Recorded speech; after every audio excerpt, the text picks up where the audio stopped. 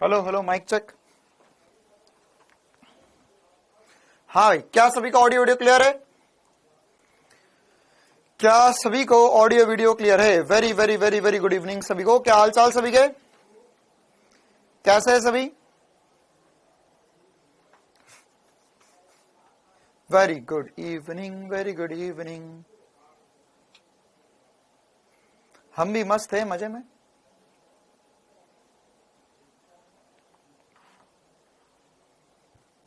अच्छा, आज इतना जल्दी कैसे? अच्छा हाँ, कामेश सर की क्लास थी। हाँ बिल्कुल, कामेश सर की क्लास थी। कामेश सर को थोड़ा सा कुछ कार्यक्रम है, मतलब कुछ काम आ गया, तो उन्होंने बोला कि सर मैं अभी थोड़ा सा क्लास लेट लेना चाहता हूँ। ठीक है, कोई दिक्कत नहीं। किसी से मिलने गए हैं कामेश सर, केमिस्ट्री वाले भैया किसी से मिलने गए हैं, तो अब वो आपकी क्लास 5:30 पौने 6 बजे देंगे। अच्छा एक बात बताओ, तुम्हें ऐप के अंदर बायो की क्लास दिख रही है क्या? 7:30 बजे वाली बायो की क्लास दिख रही है सभी को?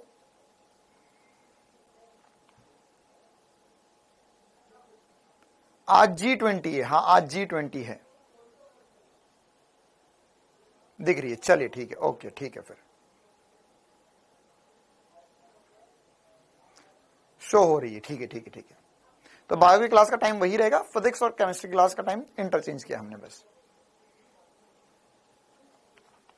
चलो तो अब करते हैं क्लास की शुरुआत।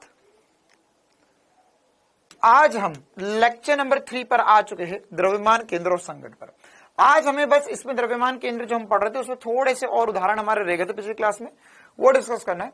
द्रव्यमान केंद्र की गति पर चर्चा करेंगे आज की क्लास में हम, और रेखीय संवेग के संरक्षण का नियम अगर हमारे पास समय बचता हो थोड़ा बेसिक देखेंगे। तो हमें लेक्चर नंबर 3, लेक्चर नंबर 4 इसमें लगेगा, लेक्चर नंबर 5 इसमें लगेगा। तो जैसे मैंने आपको बोला था 4-5 क्लास में हम इस चैप्टर को खत्म कर देंगे। ठीक है, चलिए 2 बजे क्लास थी क्या? नहीं, अभी 2 बजे कोई क्लास नहीं थी आप लोग की। Very very good evening.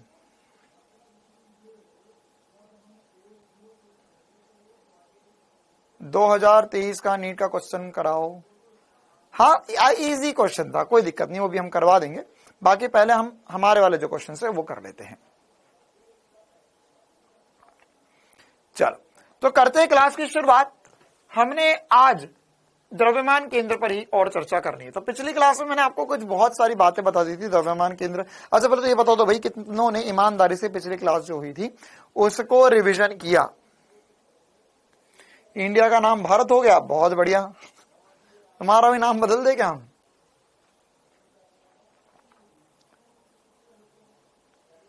हाँ भाई, कितनों ने कल की क्लास बढ़िया से रिवाइज की और होमवर्क के क्वेश्चन किए, और साथ ही साथ जो मैंने बातें याद करने को बोली थी वो कितनों ने याद कर ली है? कितनों ने याद कर ली है? अगर आपने याद कर ली है तो जल्दी से सवाल को पढ़ो और इस सवाल का जवाब बताओ। ये उन्हीं बच्चों के लिए जिन्होंने कल की बातें ध्यान से सुनी थी और जो कल फॉर्मूले वगैरह बताया गया था, जो SP स्टार बताया गया था, उससे सारी चीजें याद कर ली है। हाँ भाई, एक अर्धवृत्ताकार R त्रिज्या के वलय को Y अक्ष के सममित रखा गया है। तो अब आपको बताना है कि क्या क्या होगी।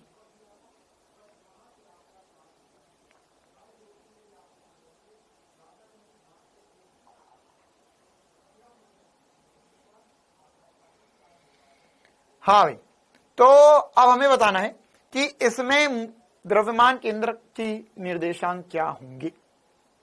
द्रव्यमान केंद्र के निर्देशांक क्या होंगे? जवान ने रिकॉर्ड तोड़ दिया, बहुत बढ़िया बेटा। तुम भी ऐसा कुछ करो कि रिकॉर्ड तोड़ पाओ।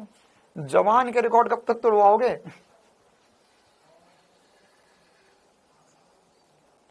2R/π पक्का? चलो ठीक है। हाँ भाई, तो क्या था क्वेश्चन में हमें बोला गया है कि हमारे पास एक अर्धवृत्ताकार R त्रिज्या की वलय है। तो इसमें हमें बोला गया है कि ये जो है हमारा यह Y अक्ष है और यह हमारा X अक्ष है। ठीक है, और मोस्ट इंपॉर्टेंट सी बात कि यह आधी ही चकती है, नीचे आधी वाली को सर उड़ा दो। तो चलो भाई नीचे वाला उड़ा दिया सिस्टम पूरा।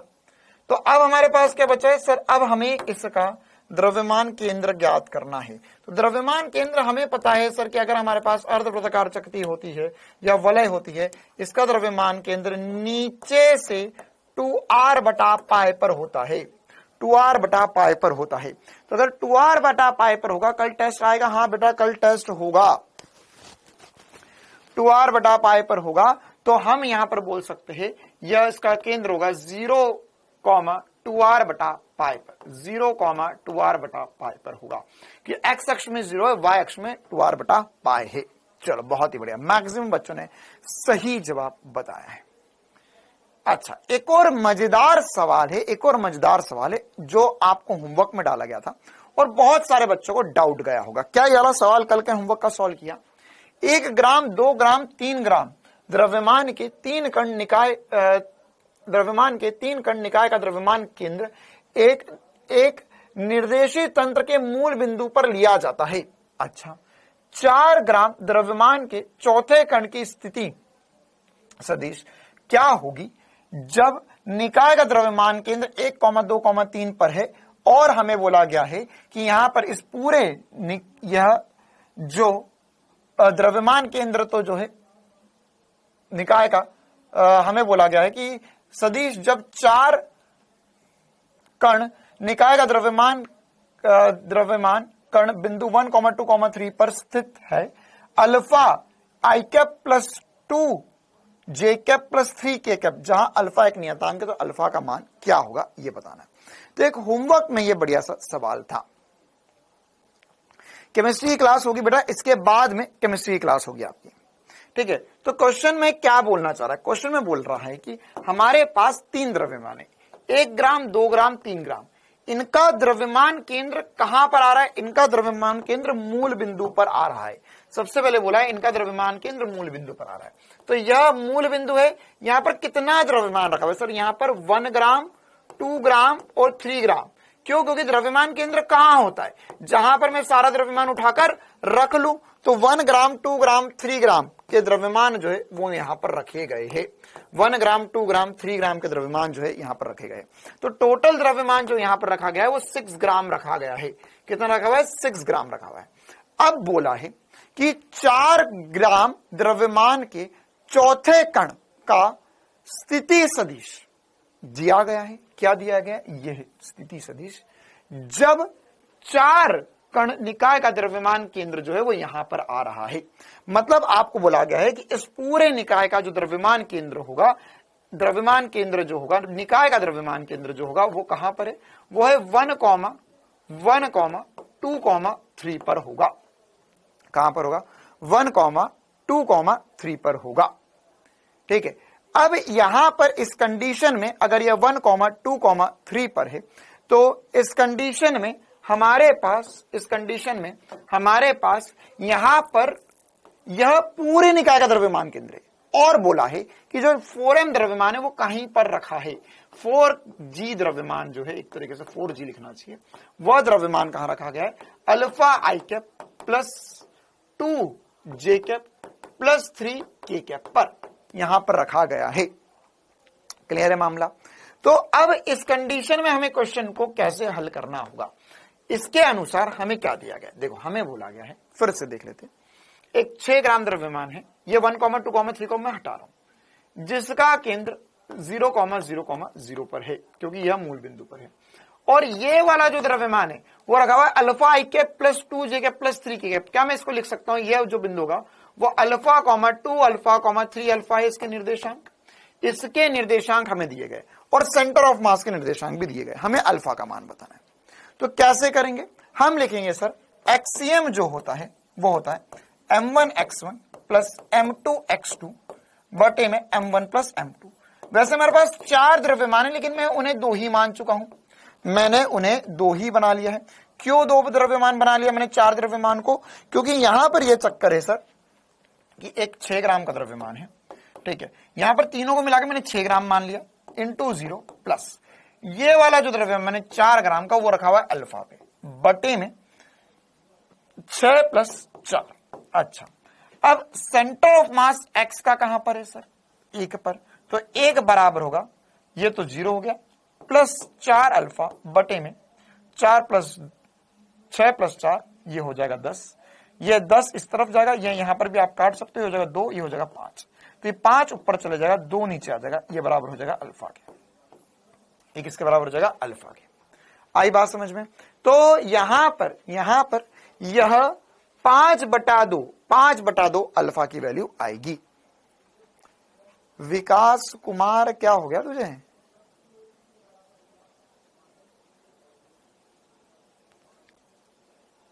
कबीर सिंह, अच्छा विकास तो इतना चिंता मत कर, चल क्लास पर ध्यान दे, पढ़ाई लिखाई पर ध्यान दे, है ना, छोड़ दे उसे, गया वो। तो यहां पर अल्फा जो होगा, अल्फा कितना होगा? 5/2 होगा, ठीक है। तो ये हमारा आंसर रहने वाला है, ये हमारा आंसर रहने वाला है, ठीक है। चलो फिर से बता देते क्या होगा इस क्वेश्चन में। क्वेश्चन में बोला था कि हमारे पास 1 ग्राम, 2 ग्राम और 3 ग्राम के 3 कण हैं, ठीक है। इन तीनों को उठाकर हमने कहां रख दिया? इन तीनों को उठाकर हमने मूल बिंदु पर रख दिया, ठीक है, ओके। तो अब मूल बिंदु पर रखा तो ये होगा 0,0,0 पर रख दिए। फिर बोला कि यहां पर हमारे पास एक और चौथा द्रव्यमान है जो कि कहां रखे 1,2,3 पर द्रव्यमान का पूरा केंद्र आ जाए, मतलब पूरा द्रव्यमान केंद्र जो है 1,2,3 पर आ जाए। और कहां पे रखा है? उसे रखा हुआ alpha i cap plus 2j cap plus 3k cap.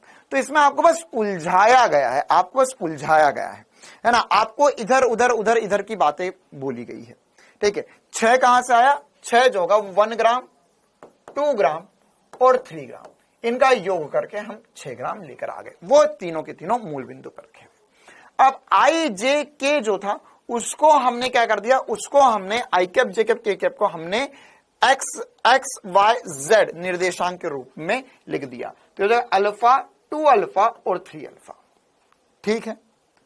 अब इसमें अब हमें क्या क्या दिया? अब हमें यह दिया है कि सेंटर ऑफ मास यहां पर है, 6 ग्राम द्रव्यमान 0,0,0 पर है और 4 ग्राम द्रव्यमान जो है अल्फा, 2 अल्फा, 3 अल्फा पर है। अब हम चाहे तो x से, y से या z से किसी का भी उपयोग करके सेंटर ऑफ मास की वैल्यू निकाल सकते हैं। तो हमने पहले x के लिए निकालना चाहा, ycm से भी होगा, zcm से भी होगा, तीनों से कर सकते हो। मैंने xcm से किया तो x डायरेक्शन में मेरा सेंटर ऑफ मास 1 पर है, m1 x1 plus m2 x2। तो m1 मतलब 6 इंटू 0 प्लस 4 इंटू अल्फा बटे में m1 प्लस m2, ठीक है। आप चाहते हो तो y से भी कर लेते, आप चाहते हो z से भी कर लेते, सेम आंसर आता है ना। यहां पर क्या लिखा हुआ है? ये लिखा हुआ है 1 बराबर, ये कटने के बाद हो गया 2/5 अल्फा, तो ये 5 ऊपर चले जाएगा बेटा, तो ये हो जाएगा 5 बराबर 2 अल्फा, या 2 नीचे आ जाएगा तो ये हो जाएगा 5/2 अल्फा। क्या हो जाएगा? 5/2 अल्फा हो जाएगा, ठीक है। तो ऐसे हम इस क्वेश्चन को सॉल्व कर सकते। एक और मजेदार सवाल था जो होमवर्क में आपको दिया गया था। चलो आगे बढ़ते हैं हम, और हमने कल जो पढ़ा उसी के ऊपर बेस्ड और भी कुछ क्वेश्चंस कर लेते हैं, फिर खंडित वस्तु के द्रव्यमान केंद्र भी हमें देखना होगा। कल हमने ना, आपको मैंने ऐसे और भी बहुत सारे होमवर्क क्वेश्चन में दिए हुए थे, इस प्रकार के भी कुछ क्वेश्चंस थे, तो वो क्वेश्चंस भी हम कर लेते हैं।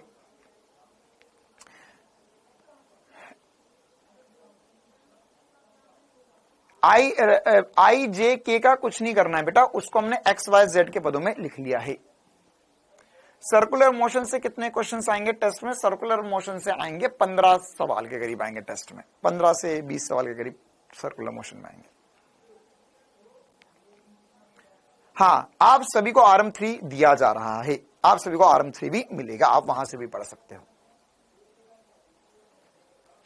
चलिए आगे बढ़ते और भी कुछ इंपॉर्टेंट सी बातें करते हैं। एक और सवाल करते हैं। एक सवाल में बोला कि 1 मीटर लंबे एक समान छड़ को इसके मध्य बिंदु से 90 डिग्री के कोण बनाते हुए मोड़ दिया जाता है। अब आपको बताना है कि छड़ का द्रव्यमान केंद्र, छड़ के केंद्र से द्रव्यमान केंद्र की दूरी क्या होगी। मजेदार सवाल, ठीक है। क्या बोलना चाहता है यहां पर?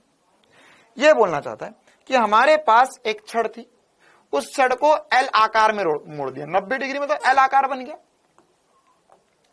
इस प्रकार से छड़ बन गई है, ठीक है। अब इसमें अगर मान के चलो मैंने बोला कि लंबाई कितनी, तो सर ये L बटा दो या आधा आधा मीटर लंबाई होगी दोनों की। हमको बताना है कि इसके केंद्र से इसका द्रव्यमान केंद्र कहां आएगा, ये वाली दूरी हमें ज्ञात करनी है। तो कैसे ज्ञात करेंगे इस दूरी को? इस दूरी को ज्ञात करने के लिए हमने बोला कि यार देखो, फिर से ये वाली अक्ष जो होगी वो y अक्ष होगी और साथ ही साथ ये वाली अक्ष जो होगी वो x अक्ष होगी। ठीक है, अब हमें ज्ञात करना है कि ये वाली जो दूरी है डॉट डॉट डॉट डॉट करके जो दूरी है वह कितनी आएगी, ये दूरी हमें ज्ञात करनी है। ठीक है, तो कैसे कर सकते हैं ये दूरी ज्ञात? तो उसके लिए हमें क्या करना पड़ेगा, हमें इस पूरे का द्रव्यमान केंद्र निकालना पड़ेगा, है ना। इसको करने के दो तीन तरीके, आप चाहो तो बिल्कुल बेसिक तरीके से भी कर सकते हो। ठीक है, फिर थोड़ा एक कॉम्प्लेक्स मेथड भी बताऊंगा। पहले तो ये बताओ यार कि ये वाली जो रॉड है इसका द्रव्यमान कितना होगा। तो सर अगर मान के चलो मैंने टोटल द्रव्यमान m बोल दिया, तो क्या मैं ऐसा बोल सकता हूं इसका द्रव्यमान m बटा 2 होगा, इसका भी द्रव्यमान m बटा 2 होगा। ठीक है, अब यहां पर इसका द्रव्यमान केंद्र कहां आएगा? सर द्रव्यमान केंद्र कहां आएगा, किसका द्रव्यमान केंद्र? देखो, अब मैंने कल सीखा था कि सर अगर मेरे पास रॉड होती है तो इसको मैं एक बिंदु द्रव्यमान मान के इसका द्रव्यमान केंद्र निकाल लू और साथ ही साथ इसका भी द्रव्यमान केंद्र निकाल लू, फिर उसके बाद में पूरे निकाय का द्रव्यमान केंद्र निकल जाएगा। कल जैसा क्या था एग्जैक्ट वैसा कर ले। तो क्या मैं ऐसा बोल सकता हूं कि यहां पर ये टोटल लंबाई कितनी है? टोटल लंबाई ये 1 मीटर की रॉड थी, मतलब यहां से यहां तक की पूरी लंबाई 1 मीटर है। तो ये जो आधी होगी ये 50 सेंटीमीटर होगी और ये वाली रॉड भी 50 सेंटीमीटर की होगी। तो क्या मैं बोल सकता हूं इसका केंद्र यहां से 25 सेंटीमीटर पे आएगा और यहां से भी 25 सेंटीमीटर पे आएगा। कितनों को यह बात चमकती है कि हाँ सर पूरी रॉड जो थी वो 50 सेंटीमीटर की थी, तो इसका द्रव्यमान केंद्र इसके आधे पर आएगा, इसका द्रव्यमान केंद्र इसके आधे पर आएगा। तो क्या 25-25 सेंटीमीटर पे दोनों के द्रव्यमान केंद्र आएंगे? मतलब मैं बोल सकता हूं कि यहां पर मेरे पास कुल मिलाकर ऐसा है कि एक रॉड है जिसका द्रव्यमान m बटा 2 है और इसका द्रव्यमान केंद्र जो है वह 0,25 पर है और दूसरी रॉड जो है उसका द्रव्यमान भी m बटा 2 है और उसका द्रव्यमान केंद्र 25,0 पर है सेंटीमीटर में। किस पर है? 25,0 है सेंटीमीटर में। आगे बात समझ में है ना, 0,25 और 25,0 पर सेंटर ऑफ मास होगा। अब हमें पूरे निकाय का सेंटर ऑफ मास ज्ञात करना है, तो कैसे ज्ञात करेंगे? हम निकालेंगे एक्सीएम और हम निकालेंगे वाईसीएम। तो एक्सीएम निकालेंगे, फिर से फॉर्मूला लगाएंगे m1x1 प्लस m2x2 अपॉन में m1 प्लस m2। वैसे निकालने की जरूरत नहीं है, आपको दिखना चाहिए नजरों से, लेकिन फिर भी चलो ठीक है कोई बात नहीं, हम निकाल देते हैं फॉर्मूला पूरा लगा के। पहले वाला द्रव्यमान m बटा 2 है और उसका सेंटर ऑफ मास 0 पर है x में, प्लस दूसरे वाला द्रव्यमान भी m बटा 2 है और उसका सेंटर ऑफ मास 25 पर है। बटे में कितना हो जाएगा? सर बटे में हो जाएगा, यहां पर बटे में हो जाएगा m बटा 2 प्लस m बटा 2, या हम लिख देंगे इसे m बटा 2 प्लस m बटा 2, या आधा आधा 1 हो जाएगा। ये आधा आधा 1 हो गया, ये तो 0 हो गया। तो यहां से कितना बचा? m से m कट गया, तो हो जाएगा m इंटू 25 बटा 2 बटे में m। तो m से m कट गया, 25 बटा 2 या 12.5 सेंटीमीटर पर इसका सेंटर ऑफ मास आएगा। तो सेंटर ऑफ मास, जो टोटल सेंटर ऑफ मास बनेगा, उसके x निर्देशांक क्या होंगे? उसका x निर्देशांक आ गया है 12.5 सेंटीमीटर। कितना आ गया है? 12.5 सेंटीमीटर। तो सेंटर ऑफ मास जो होगा, सेंटर ऑफ मास जो होगा r बोल देते उसे, उसका x डायरेक्शन का 12.5 सेंटीमीटर निर्देशांक आया है। क्या यही निर्देशांक y डायरेक्शन का भी आएगा इसका? क्यों सर? क्योंकि x में और y में ये एक जैसा है, या हम बोल सकते हैं इस रेखा के परितः ये सममित है, इसके इधर और इधर द्रव्यमान बराबर है। मतलब मैं ऐसा बोल सकता हूं कि अगर मैं YCM भी निकालता तो क्या होता? m1, जैसे यहां पर क्या करा मैंने, यहां पे m/2 इंटू 0 करा, m/2 into 0 plus m/2 into 25 किया बटे में m1 प्लस m2। YCM निकालता तो क्या होता? m/2 into 25 plus m/2 into 0 बटे में m1 प्लस m2। तो क्या सेम ही आंसर आता? 12.5 सेंटीमीटर, 12.5 सेंटीमीटर। ठीक है, अच्छा अब क्या हमारा आंसर आ गया? क्या हमारा आंसर आ गया? नहीं सर, नहीं सर, हमारा आंसर अभी नहीं आया। क्यों नहीं आया? हमें तो यह पता चला कि इसका जो सेंटर ऑफ मास होगा वो 12.5 पर है। हमें तो उससे ये वाली दूरी पूछी है सर, सेंटर ऑफ मास कहां से होगा? केंद्र बिंदु से। तो सेंटर ऑफ मास के निर्देशांक मिल गए, तो सेंटर ऑफ मास की जो दूरी होगी, मैं ऐसा बोल सकता हूं, देखो मैं रॉड फिर से बना रहा हूं। मैंने बोला कि यहां पर ये एक पहली रॉड थी, ये दूसरी रॉड थी, तो इन दोनों के सेंटर ऑफ मास कहां आया सर? इस रॉड का सेंटर ऑफ मास 25 पर होगा, इसका सेंटर ऑफ मास इसके केंद्र पर होगा। अब फिर इन दोनों का मिलाकर सेंटर ऑफ मास कहां है सर? यहां पर कहीं आया बीच में। अब मुझे क्या निकालना है? अब मुझे ये वाली दूरी निकालनी है, अब मुझे ये वाली दूरी निकालनी है, ये वाली दूरी निकालनी है। ठीक है, तो ये दूरी r कैसे निकलेगी? ये दूरी r कैसे निकलेगी? तो कैसे निकलेगी ये मुझे अब क्या आप बता सकते हो कि अगर मेरे को यहां पर ये x सदिश x घटक मिल गया, y घटक मिल गया, तो आप ये वाली दूरी निकाल सकते हो। बिल्कुल सर, कैसे निकाल सकते हैं? ये x होता था, ये y होता था, ये r होता था, तो r को मैं लिख सकता हूं √x² प्लस y का स्क्वायर। अरे तो हमने करना सिखा है 1000 बार। मतलब ये दूरी पता चल गई मुझे, ये दूरी पता चल गई, तो ये वाला हाइपोटेनस या केंद्र से दूरी निकाल सकता हूं मैं। तो मैं अल्टीमेटली लिखूंगा कि यहां पर जो दूरी हो जाएगी r, वो हो जाएगी √12.5 का स्क्वायर प्लस 12.5 का स्क्वायर, या मैं चाहूं तो इसे लिख सकता हूं 12.5√2। क्या लिख सकता हूं इसे? 12.5√2। ये हमने काफी बार करना सीखा कि सर अगर यहां पर यह a है, ये भी a है, तो ये वाली जो दूरी होगी, जैसे ये a हो गया, ये भी a हो गया, तो सर ये r जो हो जाएगा वो a√2 होता है। कितना होता है? a√2। तो यहां पर भी ये a√2 या 12.5√2 हो जाएगा, ये आंसर होगा।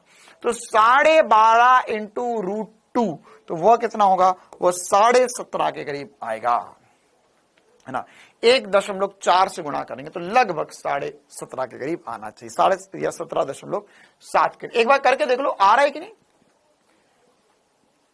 आएगा क्या? 17.7 के करीब आना चाहिए। क्या सभी को ये एक और तूफानी क्वेश्चन समझ में आया, है ना? कैसे करना था इस क्वेश्चन को? क्या है इस क्वेश्चन में? इस क्वेश्चन में हमें बोला गया है कि एक रॉड है, ये दूसरी रॉड है, तो हमने इसका द्रव्यमान केंद्र निकाला, इसका द्रव्यमान केंद्र निकाला, दोनों का द्रव्यमान केंद्र निकल गया इधर और इधर, फिर दोनों के निकाय का द्रव्यमान केंद्र निकाल दिया, वो आया 12.5, 12.5 पर आया, यहाँ पे 12.5 कर दो, 12.5 सेंटीमीटर पे आया, 25/2 12.5 पर आया। अब यह 12.5 इसका सेंटर ऑफ मास आ गया। हमें ये निर्देशांक नहीं बताने, हमें ये दूरी बतानी थी। तो ये दूरी कैसे निकलेगी? a√2 से। तो a√2 से दूरी निकलेगी, तो यहां हो जाएगा 12.5√2 सेंटीमीटर। क्या हो जाएगा? 12.5√2 सेंटीमीटर। ठीक है, क्या सभी को समझ में आया? 25 कहां से आया बेटा? 25 कैसे आएगा? यहां पर टोटल देख, 1 मीटर की रॉड है, 1 मीटर की रॉड है, मतलब कि 100 सेंटीमीटर हमारे पास टोटल रॉड की लंबाई है। तो ये पूरी यहां से यहां तक की 100 सेंटीमीटर थी, उसको तोड़कर 2 लंबाई, इसको घुमा दिया, तो अब ये आधा 50 होगा, ये वाला हिस्सा 50 सेंटीमीटर होगा, ये वाला हिस्सा 50 सेंटीमीटर होगा। तो अब सेंटर ऑफ मास कहां होता है सर? अगर ये टोटल 50 है तो इसका केंद्र 25 पे होगा, इसका सेंटर ऑफ मास 25 पे आएगा, इसका भी केंद्र 25 पे होगा, तो सेंटर ऑफ मास 25 पे आएगा। क्लियर है कहानी? क्या आ गया सभी को समझ में? हाँ, साइन थीटा कॉस थीटा लेकर भी कर सकते थे, कोई दिक्कत वाली बात नहीं है।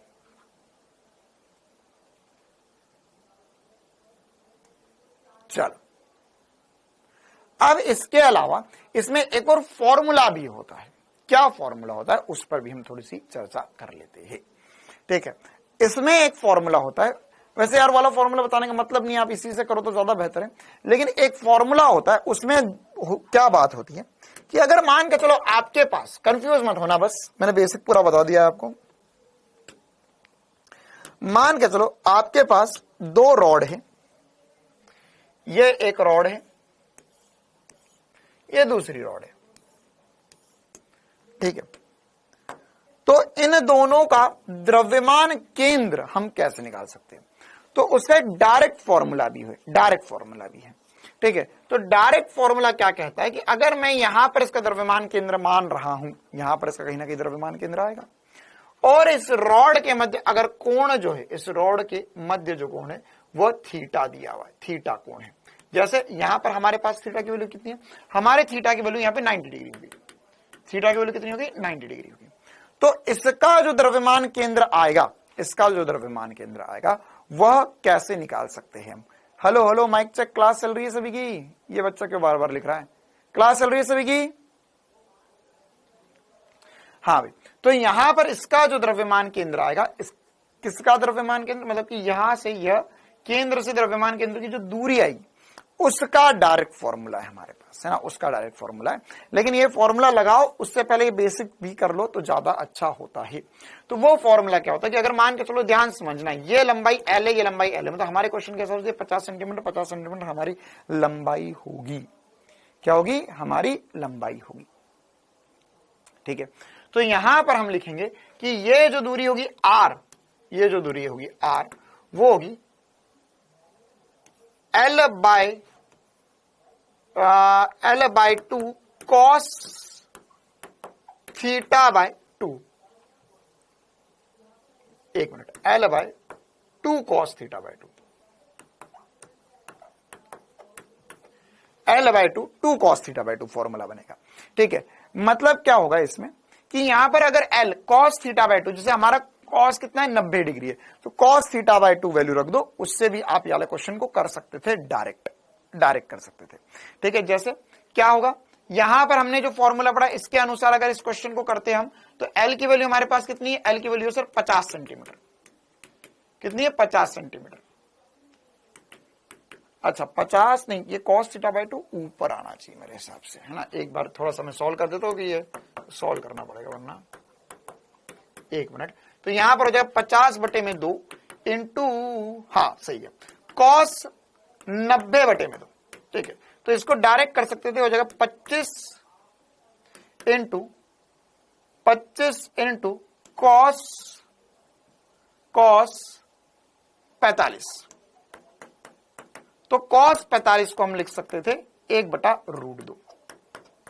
ये भी हमारा आंसर आ सकता था। 25/√2 करोगे तो भी वही आंसर आएगा जो यहां से आया। ठीक है, अगर आप चाहो तो इसको मैं प्रूफ भी कर सकता हूं। 25 को लिख सकता हूं मैं, क्या मैं ऐसे लिख सकता हूं, ऐसे 12.5, 25 को लिख सकता हूं मैं 12.5 इंटू 2, तो यह 25 बनेगा, इंटू 1/√2 था, तो ये एक √2 से √2 कट जाएगा और यहां पे आ जाएगा 12.5√2 सेंटीमीटर। तो आप चाहो तो इस फॉर्मूले को भी डायरेक्ट रट्टा लगा सकते हो कि अगर आपके पास दो रॉड है जिनके मध्य कोण थीटा है, तो उनका द्रव्यमान केंद्र रॉड के केंद्र से अगर दूरी निकालनी तो L/2 cos थीटा बाय 2 होता है। कितना होता है? L/2 cos theta by 2। आप इससे भी डायरेक्ट कर सकते थे। बाकी मैंने आपको दोनों मेथड बता दी। पूरा मेथड कैसे करना था, बस ये वाला फॉर्मूला आपको तब मदद कर जाएगा, लेकिन जैसे यहाँ पे भी 90 डिग्री का कोण बना तो आसान था, लेकिन अगर 60 डिग्री का कोण बन जाए, 30 डिग्री का कोण बन जाए, तो ये वाले फॉर्मूले से आप डायरेक्ट कर पाओगे। क्या ये कहानी क्लियर है सभी को? हाँ भाई, क्या इतना समझ में आया?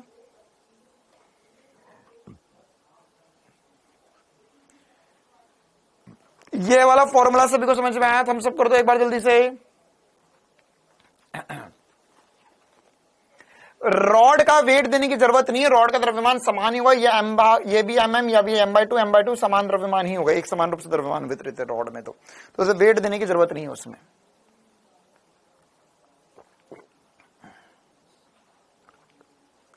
नहीं, कॉस ही करो क्योंकि सही फॉर्मूला कॉस होता है। अब ऐसे अगर मान के चलो 30 डिग्री होगा, 60 डिग्री होगा, तो फिर तो अलग अलग आंसर आ जाएगा ना, कॉस होगा वहां पर, कॉस थीटा बाय 2 हो जाएगा। चलिए आगे बढ़ते हैं हम, अब अगले कुछ नए प्रकार के सवाल करते हैं, है ना। अब हमारे पास एक दो प्रकार के और सवाल होते हैं जो होते हैं खंडित वस्तु पे सवाल, है ना। खंडित वस्तु मतलब क्या हुआ कि हमारे पास यहां पर एक चकती थी, वो चकती में से कुछ चकती कटी हुई है। सर कैसी कटी हुई है? देखो यहां पर कुछ ऐसा चक्कर है कि ये वाले जो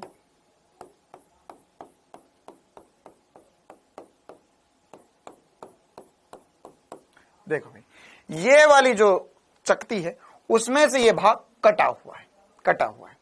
अब आपको बताना है कि इसका द्रव्यमान केंद्र कहां पर आएगा, ये बताना है आपको। ठीक है, तो कैसे निकालेंगे इसका द्रव्यमान केंद्र, अब ये हमें सीखना है। है ना। तो अब इनका द्रव्यमान केंद्र निकालने के लिए एक प्रोसेस होता है जो मैं आपको अब सिखाना चाहता हूं। ये आपको ऐसा भी सवाल आ सकता है, किसी प्रकार का सवाल आ सकता है जिसमें से एक बड़ी चकती में से छोटी चकती काटी हुई है, तो द्रव्यमान केंद्र कैसे निकालेंगे, द्रव्यमान केंद्र कैसे निकालेंगे, तो उसको कैसे निकाला जा सकता है वो करें हम। उससे पहले एक बात मैं आपसे पूछना चाहूंगा कि यदि हमारे पास सिग्मा हमें पता था, तो सिग्मा क्या लिख सकते थे हम, सिग्मा, या हमने इसे लिखा था द्रव्यमान बटे में क्षेत्रफल,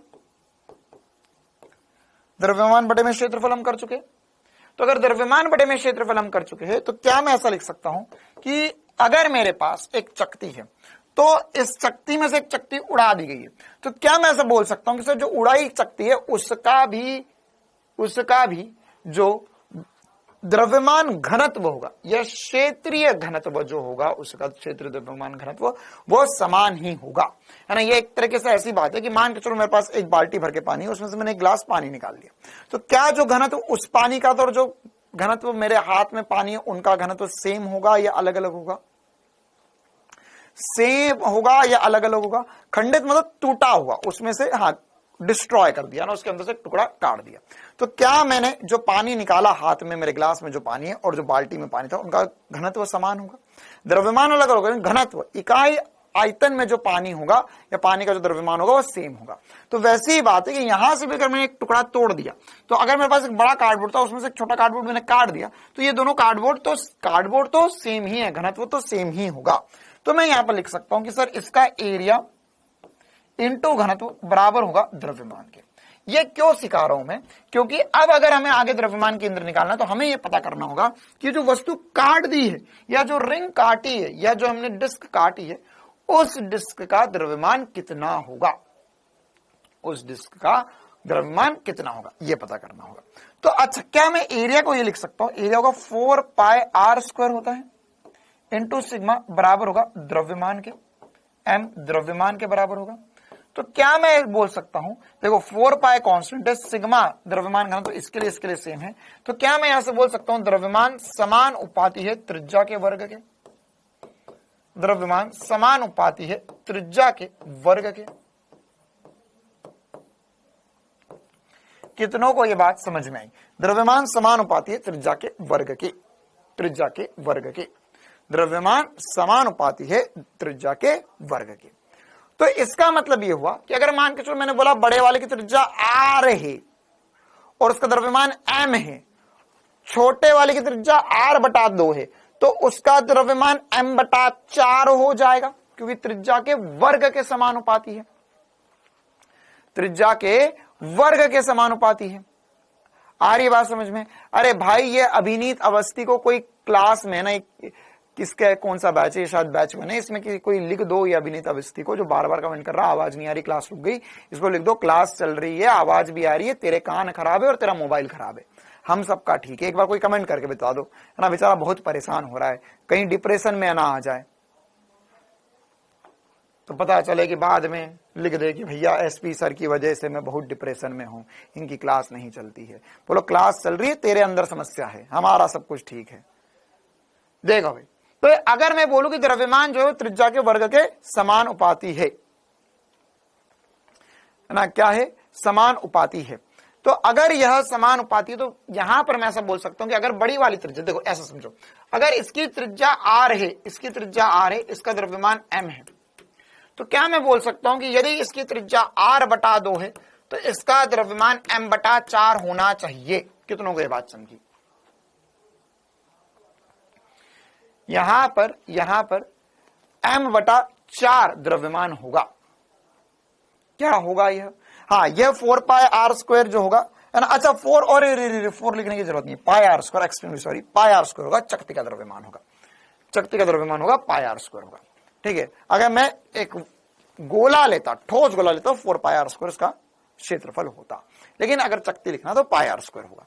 तो क्या मैं ऐसा बोल सकता हूं कि अगर यहां पर इसका द्रव्यमान m था, इसकी त्रिज्या r थी, तो अगर मैं त्रिज्या को आधा करूंगा तो द्रव्यमान 1/4 हो जाएगा।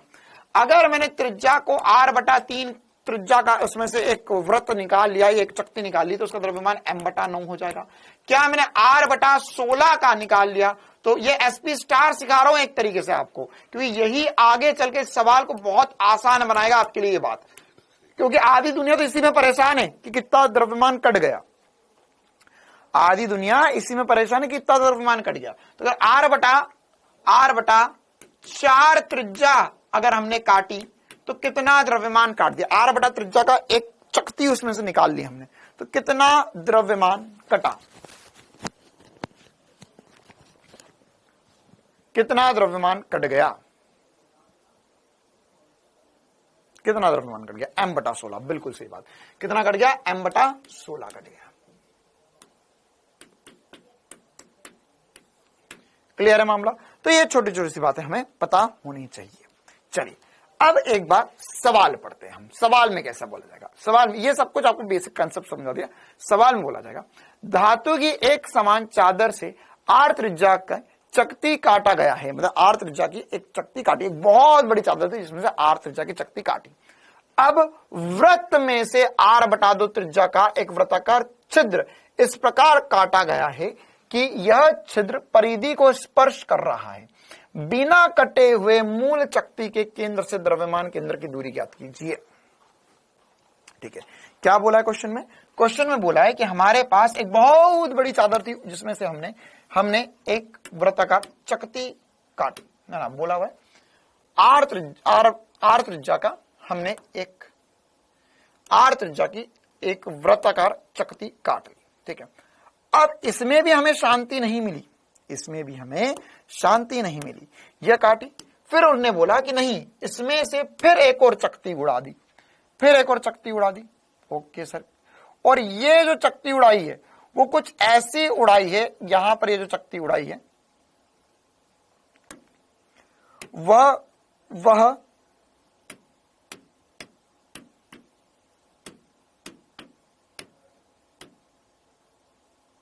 हाँ भाई, तो ये जो चक्ति उड़ाई है वो कुछ ऐसी उड़ाई है ये चक्ति कि ये वाला हिस्सा अब गायब हो गया। तो अब यहां पर जो बचा हुआ भाग है, तो भाग कौन सा बचा है सर? ये वाला तो उड़ गया, केवल ये बाहर वाला भाग बचा। तो इसका द्रव्यमान केंद्र कहां आएगा? मतलब कुल मिला के जो फोटो थी, क्या एग्जैक्ट वही वाली बात सवाल में बोली गई है? क्या वही वाली बात सवाल में बोली गई है कि यहां पर हमने जो चक्ति उड़ाई है वह r/2 त्रिज्या की है? तो सर यहां पर ये y अक्ष होगा, ये x अक्ष होगा। ठीक है, और यह इसकी बड़ी वाले की त्रिज्या r है, छोटे वाले की त्रिज्या r/2 है। और कहा परिधि को स्पर्श करती हुई, देखो काट कहीं से भी सकते थे, बीच में से भी काट सकते थे, इधर कोने में से भी काट सकते थे, कहीं से भी काट सकते थे, इसने परिधि को स्पर्श करते हुए काटा है। क्लियर है मामला? तो अब ये वाला जो हिस्सा है वह हमारा कट चुका है, ये वाला हिस्सा अब हमारा गायब हो चुका है।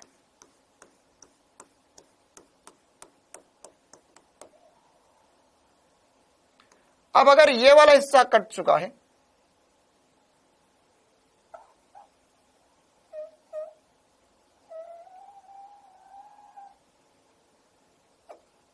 ये हो गया गिली छू, तो अब आपको बताना है कि द्रव्यमान केंद्र कहां आएगा। आपको क्या बताना है? द्रव्यमान केंद्र कहां पर आएगा। ये दूरी जो है वो r/2 है, ये वाली त्रिज्या r है। तो सबसे पहले तो ये बताओ यार कि द्रव्यमान केंद्र कहां आना चाहिए। मैं आपको कुछ पॉइंट्स दे रहा हूं, ये पॉइंट, ये वहां पर पॉइंट ए, ये पॉइंट है बी, ये पॉइंट है सी, और यहां पर पॉइंट जो है वो है डी। या कहां पर आपकी जहां इच्छा ABCD के बीच में भी कहीं आपको जहां लगता है वहां पर बताओ, पहले द्रव्यमान केंद्र आना कहां पर चाहिए, ये बताइए। द्रव्यमान केंद्र कहां पर आना चाहिए इसका?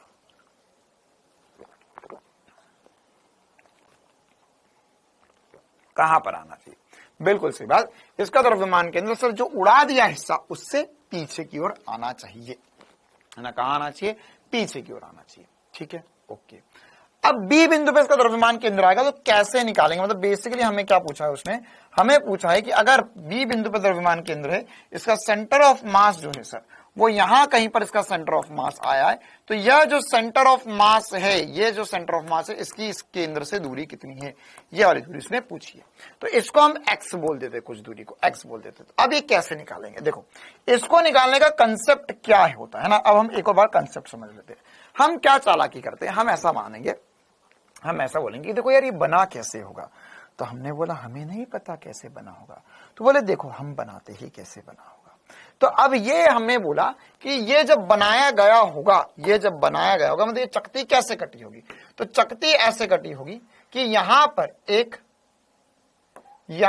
एक पूरी गोल चकती रही होगी, यहां पर एक पूरी गोल चकती रही होगी, और उस गोल चकती का केंद्र कहां है सर, उसका केंद्र तो जहां पर होना चाहिए वहीं पर ही है। ठीक है,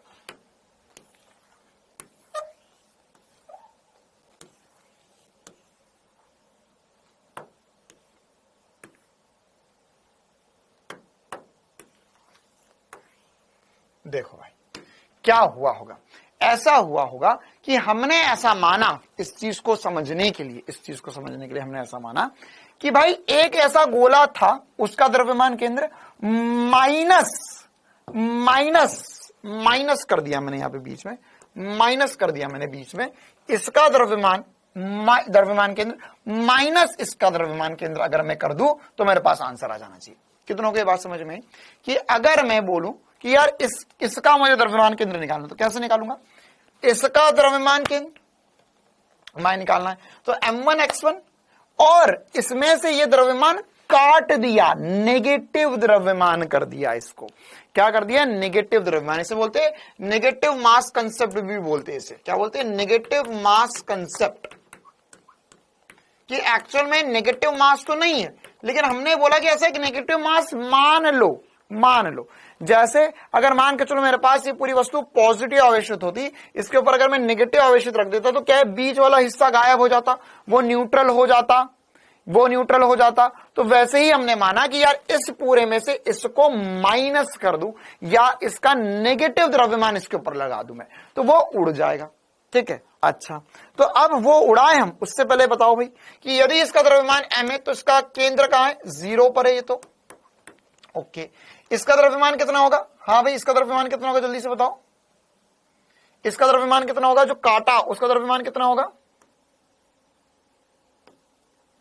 जो हमने काटा उसका द्रव्यमान कितना होगा सर, r बटा 2 त्रिज्या मतलब m बटा 4 द्रव्यमान काटा। तो मैंने आधा काम तो तुम्हारा यही खत्म कर दिया, m बटा 4, और इसका केंद्र कहां है, जो सर काट दिया उसका केंद्र r बटा 2 पर है, इसका केंद्र है r बटा 2 पर। इसमें इसका जो x2 होगा वो हम r बटा 2 बोल सकते हैं।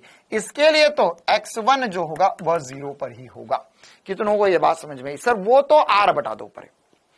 क्या मैं ऐसा बोल सकता हूं कि सेंटर ऑफ मास कहां पर आएगा, वो निकलेगा m1x1 प्लस m2x2 बटे में m1 प्लस m2 से। अच्छा सर m1 कितना है, ये द्रव्यमान है m इंटू इसमें x से 0 प्लस, अच्छा अब प्लस नहीं करूंगा मैं, बीच में माइनस कर दूंगा। क्यों, क्योंकि वो द्रव्यमान मैंने काटा है, माइनस किया द्रव्यमान, इंटू यहां पर r बटा 2 करेंगे बटे में m1 प्लस m2 नहीं आएगा, अब आएगा m माइनस m बटा 4। ये मेरा आंसर होगा। कितनों को ये बात समझ में आ गई है ना, एक ही बार में कितनों को बात समझ में आ गई। क्या करना होता है नेगेटिव मास कंसेप्ट में, आप पता कर लो भैया ये द्रव्यमान है, इसका द्रव्यमान केंद्र कहां है, फिर ये द्रव्यमान कितना है, इसका द्रव्यमान केंद्र कहां है, ये पता कर लिया। फिर उसके बाद में बोला आपने कि ये इसके ऊपर लगाया गया, मतलब उसमें से माइनस हो गया, तो माइनस हो गया तो कैसा होगा, अब माइनस हो गया इसका मतलब ये होगा कि अब हम द्रव्यमान केंद्र बोलेंगे m1x1 प्लस m2x2 अपन में m1 प्लस x2, बस m2 जो है वो हमें नेगेटिव में रखना पड़ेगा। m2 जो है वो कैसे नेगेटिव द्रव्यमान है, क्योंकि वो उड़ गया है उसमें से, वो उसमें से काटा गया है। तो वो द्रव्यमान काटा है मतलब उसमें से माइनस m बटा 4 इंटू उसका सेंटर ऑफ मास अपॉन में m माइनस m बटा 4 करेंगे। तो क्या आएगा अब आंसर फाइनली, अब आंसर कितना आएगा सर, ये आंसर हो जाएगा सेंटर ऑफ मास जो आएगा वो हम लिख सकते हैं, इसको अगर मैं थोड़ा उधर ले जाता हूं ना, तो सेंटर ऑफ मास जो आएगा इसको सॉल्व करके हम लिख सकते हैं सर ये आएगा, ये देखो ये तो 0 हो गया, यहां पर हो जाएगा m into R into 2 into 4 मतलब 8 हो गया बटे में, यह है m, यह है m बटा 4, तो उसको माइनस करोगे तो 3m बटा 4 आ जाएगा। कितना आ जाएगा 3m बटा 4। मैं इतनी जल्दी कैसे कर देता हूं, 1 माइनस 1/4 3/4 होता है। मैं जब बेसिक मैथ्स पढ़ा था तभी बता देती, ये बात करोड़ बार काम आएगी फिजिक्स में। 1/4, 1 में से 1/4 गया, 1 में से आधा गया, 1 में से 3/4 गया, तो ये हमको बढ़िया रूप से चमकना चाहिए हमेशा। तो अब ये दोनों तो कट जाएंगे, तो सर ये कट कर हो गया 2 और 2 नीचे आ जाएगा, m से m कट गया, तो ये अल्टीमेटली आ गया r बटा, अच्छा एक नेगेटिव साइन भी आएगा क्योंकि ये नेगेटिव था, है ना, तो ये आ जाएगा माइनस में r बटा 6। 2 इंटू 3 6 होगा, 2 इंटू 3 6 होगा, तो माइनस में r बटा 6 हमारा सही जवाब होगा। माइनस में r बटा 6 हमारा सही जवाब होगा। मतलब इसका सेंटर ऑफ मास जो है वो माइनस मतलब पीछे की तरफ कितने खसक गया, माइनस r बटा 6 पर पहुंच गया। कितने पर पहुंच गया, माइनस r बटा 6 पर पहुंच गया। कितनों को यह सवाल बहुत ही बढ़िया तरीके से चमका, कितनों को यह सवाल बहुत ही बढ़िया रूप से चमका। ये अलग अलग पैटर्न पे ही क्वेश्चन आते हैं, ये चैप्टर ही ऐसा है, इसमें सवाल ही होते हैं सीधे, एक छोटा सा फॉर्मूला, बाकी सवाल ही सवाल है, दिमाग लगाना आपको अपना अपना बस कहां पर सेंटर ऑफ मास हो सकता है। तो m1 x1 plus m2 x2 upon में m1 plus m2 m into 0 minus m बटा 4 इंटू r बटा 2 अपॉन में m माइनस m बटा 4। m बटा 4 कहां से आया, ये जो द्रव्यमान इसका त्रिज्या r बटा 2 तो इसका द्रव्यमान केंद्र m बटा 4 पर होएगा। ठीक है, और उसके बाद उसे सॉल्व किया। अगर आपको इसमें दिक्कत होती है तो इसका एक बहुत ही गजब का बताता हूं मैं आपको, SP स्टार, एक चीते की सोच। इस सवाल को बहुत बहुत आसानी से करने के लिए एक लाइन में कर ले जाओगे इस सवाल को, यह कुछ भी करने की जरूरत नहीं है, कुछ भी करने की जरूरत नहीं है। ठीक है, देखो कैसे कैसे इस सवाल को करना होगा। हमें बस इतनी सी बात करनी है, हमें लगाना है एक इक्वल्स टू का साइन।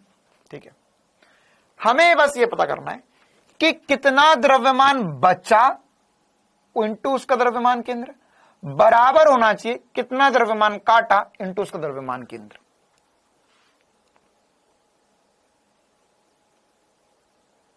क्या बोल रहा हूं, कितना द्रव्यमान बचा, सर ये बचा m बटा 3 m बटा 4 बचा, द्रव्यमान कुछ काट दिया तो कितना बचा, सर बचा 3m बटा 4 इंटू इसका द्रव्यमान केंद्र नहीं पता सर x पर, बराबर होगा कितना द्रव्यमान काटा, सर m बटा 4 काटा और उसका द्रव्यमान केंद्र जो है वो r बटा 2 पर है। बस इसको सॉल्व कर ले, x की वैल्यू आ गई,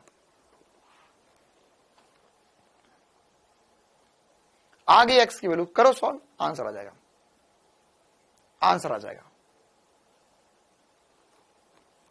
आंसर आ जाएगा, आया।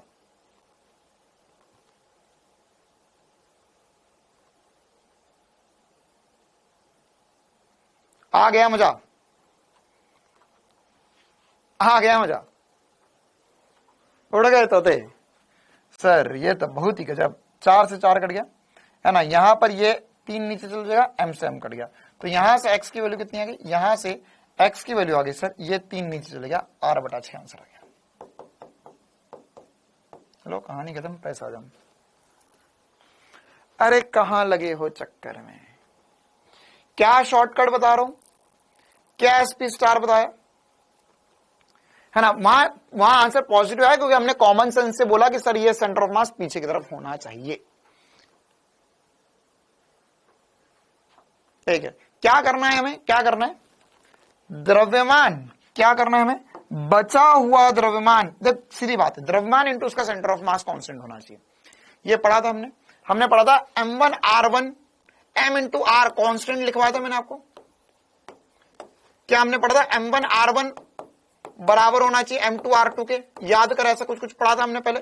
दो द्रव्यमान थे, यहाँ पे m1 था, उसके सेंटर ऑफ मास से दूरी थी r1, दूसरा द्रव्यमान था m2, उसके सेंटर ऑफ मास से दूरी थी r2, ऐसा पढ़ा था। तो उसमें हमने जो बात पढ़ी थी वही कंसेप्ट चुरा के हमने यहाँ पर लगा दिया कि भाई ये वाला द्रव्यमान इंटू इसके सेंटर ऑफ मास से, ये इसके लिए सेंटर ऑफ मास से दूरी बराबर होना चाहिए, जो द्रव्यमान कट गया उसका इंटू सेंटर ऑफ मास से दूरी, आंसर आ गया। आई बात समझ में, क्लियर है? लिख लो लिख लो लिख लो, शॉर्ट में लिख लो। क्या लिखना है हमें? हमें लिखना है कटा हुआ द्रव्यमान,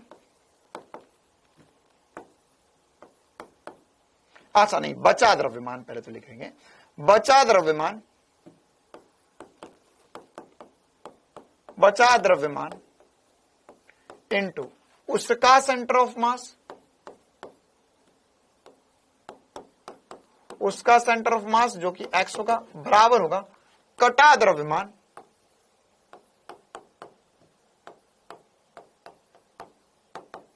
इनटू उसका सेंटर ऑफ मास। बस ये आंसर है, ये आंसर है। तुम बोलो तो लगे हाथ इस पे एक और सवाल करवा देता हूं, है ना? देखो एक और क्वेश्चन कर लेते, इस पे लगे हाथ एक और क्वेश्चन कर लेते। मान के चलो सेम सवाल भरा, मान के चलो मेरे पास यहां पर एक चकती थी, इसमें से R/3, ध्यान से सुने, ध्यान से सुने, R/3 त्रिज्या की एक और चकती उड़ा दी। कितनी त्रिज्या की? R/3 त्रिज्या की चकती उड़ाई। अब बस मेन इंपॉर्टेंट बात ये देखना होगा आपको कि जो त्रिज्या, जो चकती उड़ी वो इधर की तरफ है, बीच में या कहीं और है, तो उसका सेंटर ऑफ मास उसके हिसाब से चेंज हो जाएगा। ठीक है, अब आपको बताना है कि इस निकाय का द्रव्यमान केंद्र क्या होगा, इस निकाय का द्रव्यमान केंद्र होगा क्या होगा। ठीक है, सेम क्वेश्चन, सब कुछ सेम। तो क्या आप मुझे बता सकते हो कि सर यहां पर ये जो R थी और ये R/3 त्रिज्या हमने उड़ा दी, तो क्या मैं ऐसा बोल सकता हूं कि ये जो उड़ाया R/3 का द्रव्यमान M/3 होगा, M/9 होगा द्रव्यमान। कितना होगा? M/9 द्रव्यमान होगा। Okay sir, okay sir, okay sir. अब जो बचा हुआ द्रव्यमान है वो कितना होगा? बचा हुआ द्रव्यमान, तो बचा द्रव्यमान जो होगा, बचा द्रव्यमान वो होगा M-M/9, या मैं लिख सकता हूं 8M/9। तो अब मेरे पास आंसर आ चुका है सेंटर ऑफ मास का एक ही लाइन में कि सर अगर आपने बोली ये दूरी x है सेंटर ऑफ मास की, तो क्या मैं लिख सकता हूं 8M/9 इंटू एक्स बराबर होना चाहिए कटा हुआ द्रव्यमान M/9 इंटू इसका सेंटर ऑफ मास। इससे इसका सेंटर ऑफ मास की दूरी कितनी है सर? R/3 है। अगर ये रिंग यहां ना रखते हुए यहां रख देते, जैसे यहां पर रख दी होती, तो उसका फिर सेंटर ऑफ मास की दूरी निकालनी पड़ती, जो कि हम निकाल सकते थे, लेकिन अभी यहां पर रखी हुई है तो R/3। तो सर M से M कट गया, 9 से 9 कट गया, 9 से 9 कट गया, तो x की वैल्यू जो आ गई वो ये नीचे चला जाएगा, तो R/8 इंटू 3 मतलब 24 हो गया। एक लाइन में सवाल कर सकते हो आप, R/24 is the correct answer for this question.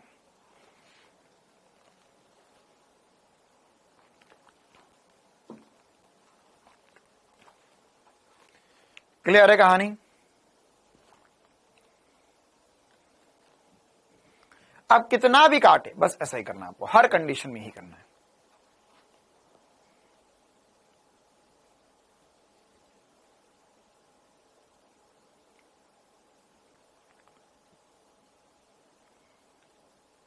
चलिए आगे बढ़ते हैं, है ना। और हम द्रव्यमान केंद्र की गति पर कुछ सवाल करना चाहते हैं, कुछ और नई बातें करना चाहते हैं। ठीक है, देखो एक ये वाली बात भी करनी थी हमको और एक सेंटर ऑफ मास की शिफ्टिंग की बात करनी थी ना। चलो दो बातें करनी है हमको, ये आसान होती, पहले ये कर लेते, फिर उसके बाद में एक और बात करेंगे, क्योंकि तुम बहुत देर से मतलब पिछली एक क्लास भी 1-1.5 घंटे की और अभी भी 1 घंटे से बहुत ज्यादा दिमाग पे लोड वाली बातें कर रहे हो ना, जो थोड़ी सी मुश्किल होती है, जिसमें थोड़ा सा समय लगता है सॉल्व करने पे, तो थोड़ा इजी कर लेते हैं। हाँ नेगेटिव होगा, बिल्कुल सही बात बेटा, एक ने बोला नेगेटिव होगा, बिल्कुल नेगेटिव होगा। देख मैंने एक्स को इस तरफ बना दिया, मतलब मेरे लिए कॉमन सेंस की बात है कि पीछे की तरफ होगा, पीछे की तरफ होगा। परिधि पर होता बेटा, यहां की जगह यहां पर होता, तो अगर मान के चल यहां पर R/3 होती, तो ये वाली त्रिज्या R/3 होती, तो टोटल दूरी R थी, इसमें से R/3 माइनस कर तो 2R/3, मतलब यहां पे R/3 की जगह 2R/3 आंसर आ जाता, 2R/3 आंसर हो जाता, मतलब आंसर नहीं होता, तो यहां पर 2/3R लिखना होता।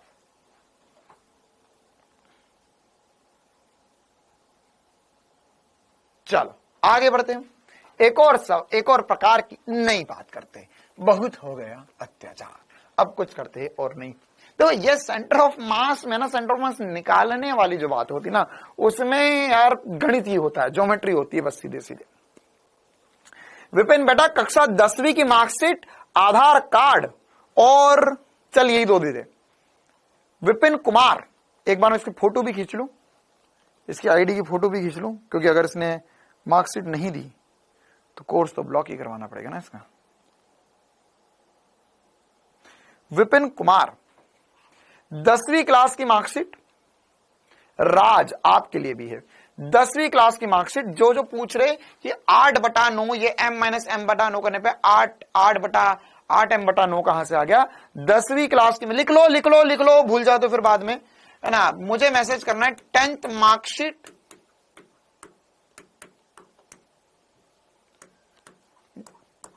प्लस आधार कार्ड। अगर आधार कार्ड ना हो तो जन्म प्रमाण पत्र।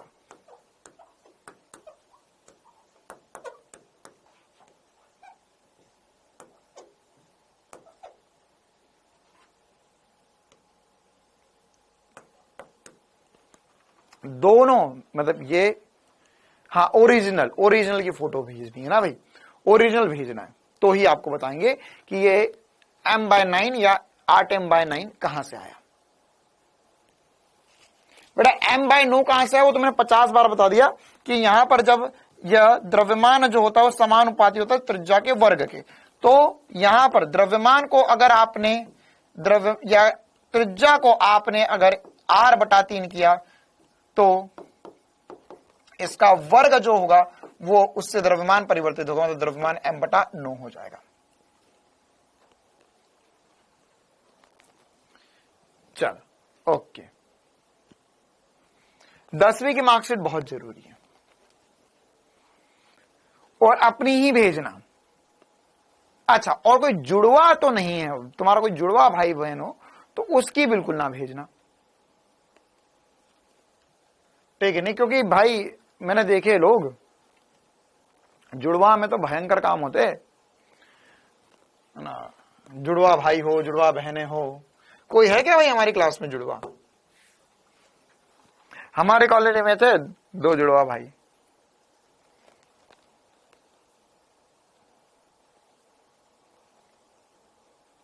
अच्छा हो, बहुत बढ़िया।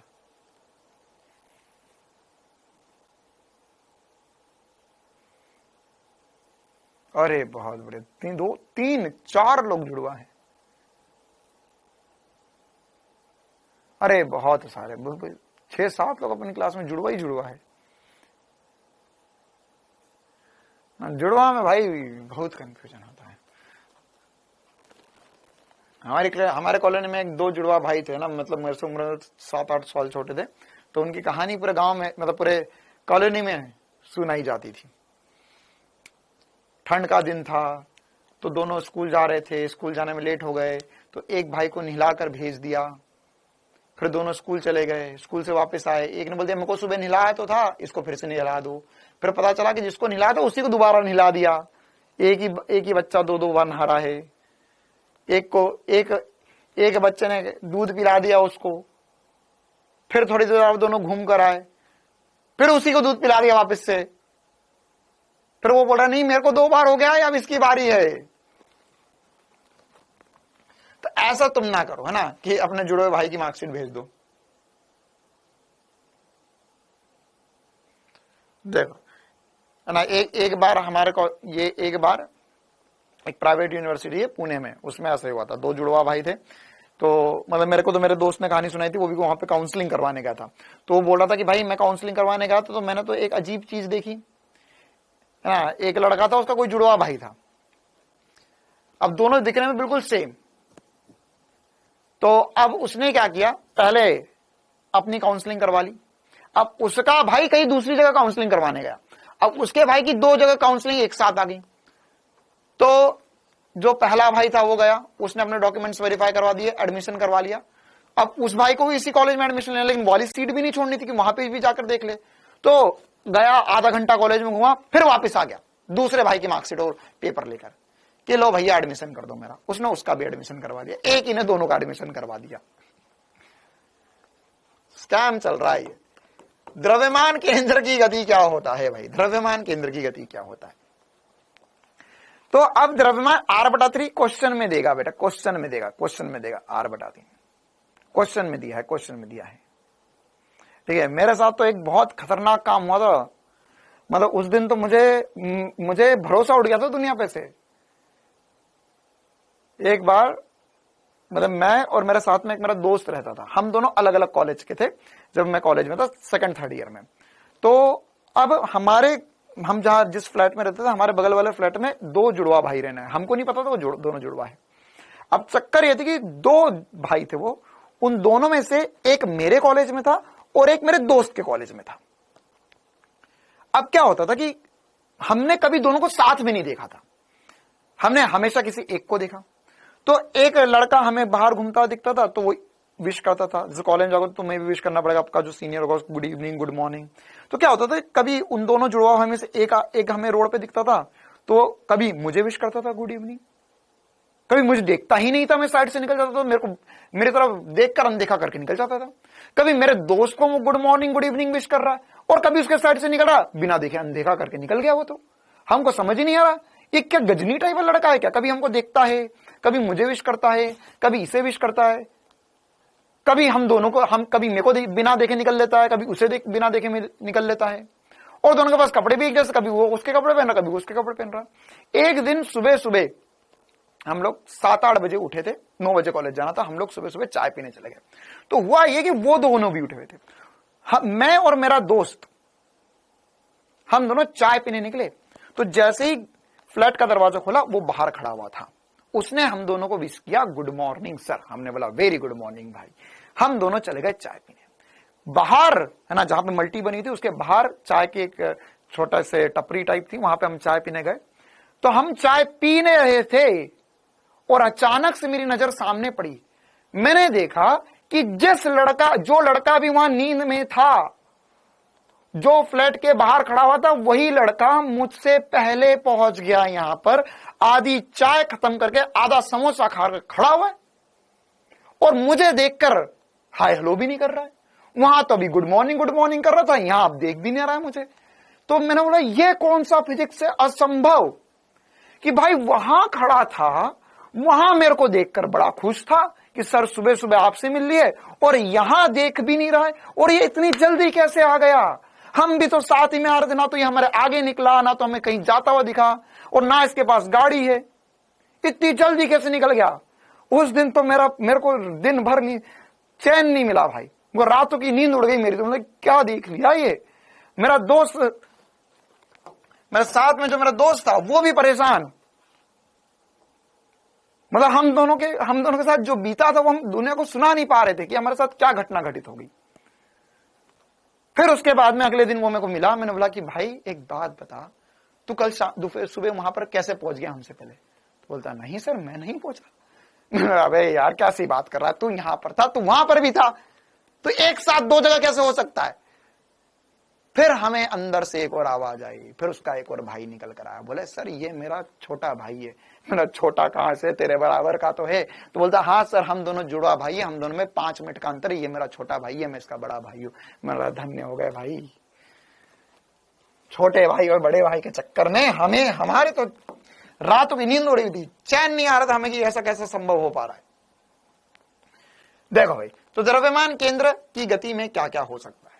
ठीक है, तो द्रव्यमान केंद्र की गति में हमने ऑलरेडी बातें पढ़ी हुई है, VCM पढ़ा था हमने पढ़ा था m1v1 प्लस m2v2 बटे में m1 प्लस m2। ठीक है, तो ये अगर मान के चलो हमारे पास 2 द्रव्यमान है, ये एग्जैक्ट वैसी की वैसी बातें हैं, एग्जैक्ट वैसी की वैसी बातें हैं जो ऑलरेडी हम कर चुके हैं सेंटर ऑफ मास के लिए। वहां पर x1 x2 दिया हुआ रहता था, यहां पर v1 v2 दिया हुआ रहेगा। ठीक है, यहां पर क्या दिया रहेगा, v1 v2 दिया रहेगा। तो उससे हमको पता करना है कि सेंटर ऑफ मास का वेग क्या होगा। एग्जैक्ट इसी प्रकार से बातें हो सकती है सेंटर ऑफ मास के त्वरण के लिए। ये होगा m1a1 प्लस m2a2 बटे में m1 प्लस m2। बस इसमें दिशा का ध्यान रखना। ठीक है, जहां पर x था उसकी जगह हम v लिख सकते हैं, ये हमने कल डेरिवेशन भी किया था। है ना। तो अब यहां पर अगर हमने v1 v2 लिखा तो यह सदिश रूप में लिखा हुआ, तो अब आपको ऐसा बोल सकते हैं एक वस्तु दूसरी वस्तु की विपरीत दिशा में चले तो वहां पे माइनस, वेग माइनस में रखना मत भूलना बस, ठीक है। जैसे इसमें कुछ क्वेश्चंस करवा देता हूं मैं आपको, बिल्कुल आसान सी बात है, एकदम आसान से क्वेश्चन होते हैं इसमें। तो मान के चलो हमारे पास एक पिंड है जो 5 मीटर पर सेकंड से 2 किलो का पिंड है जो आगे की तरफ चल रहा है, दूसरा पिंड जो है वह 3 किलो का पिंड है और 2 मीटर पर सेकंड से आगे की ओर चल रहा है। आपको बताना है इसके द्रव्यमान केंद्र का वेग क्या होगा। जैसे जैसे ये दोनों आगे बढ़ेंगे इनका द्रव्यमान केंद्र भी आगे बढ़ेगा। द्रव्यमान केंद्र का वेग क्या होगा, r/4 कर दिया तो बेटा r/4 कर देंगे तो r/16 हो जाएगा, 15 r/16, 15 से 15 कट जाएगा, 15 × 4, हाँ r/60 हो जाएगा। बिल्कुल वो तब आएगा जब केंद्र से ही काटा जाए, मतलब जैसा भी काटा वैसा। अगर r/4 को काट के और कहीं आगे भी रख देंगे तो अलग आंसर आएगा। मतलब काटा में से अभी मैंने कैसा बताया कि यहां से काटा, ये काटा, अगर मान के चलो यहां से ना काटते हुए आपके पास ये बड़ी रिंग थी, यहां से काट दिया तो फिर उस कंडीशन में आंसर चेंज होगा। चलिए बताइए भाई इसका आंसर क्या आएगा, क्या आएगा इसका आंसर? कमेंट बंद कर दो। क्यों कमेंट बंद कर दो भाई? मैं मेरे को ही मजे नहीं आएंगे। देखो भाई, तो सेंटर ऑफ मास का वेग क्या होगा, ये हो जाएगा 2 × 5 + 3 × 2 बटे में 2 + 3, तो हो जाएगा 10 + 16, 10 + 6 बटे में 5 या 16 बटे में 5 मीटर पर सेकंड। क्या ये बकवास से सवाल कर पाओगे? अगर अच्छा इसमें बोला होता इसका वेग अपोजिट डायरेक्शन में तो क्या करते? अगर बोला होता कि इसका वेग 2 मीटर पर सेकंड इधर ना होते हुए इधर 2 मीटर पर सेकंड, तो क्या करते? यहां पे वेग जो है वो नेगेटिव में रख लेते। वेग किस में रखना पड़ता? नेगेटिव में करते। तो उस पर एक टाइम पास वाला सवाल करवाऊं, छोटे छोटे चूजे हो क्या तुम, या फिर कर लोगे कि अगर इसमें नेगेटिव डायरेक्शन में वेग होता तो यहाँ पे वेग को नेगेटिव रखना पड़ता, वहां पे माइनस हो जाता, तो वहां पे 10 - 10 - 6 मतलब 4/5 हो जाता, 4/5 आता। अच्छा एक दो और सवाल कर लेते हैं इस पे। ये सवाल लिखा हुआ है तो इसकी भी थोड़ी इज्जत कर लेते हैं। हाँ भाई टाइप करा हुआ सवाल है, जल्दी से बताओ इसका आंसर क्या आएगा। 1 किलो और आधा किलो द्रव्यमान के 2 कण एक चिकनी सतह पर समान दिशा में 2 मीटर पर सेकंड और 6 मीटर पर सेकंड की चाल से गति कर रहे हैं। द्रव्यमान केंद्र की चाल क्या होगी? 10 सेकंड में जवाब बताना है। काउंसलिंग क्या होता है? ये भी बात सही है।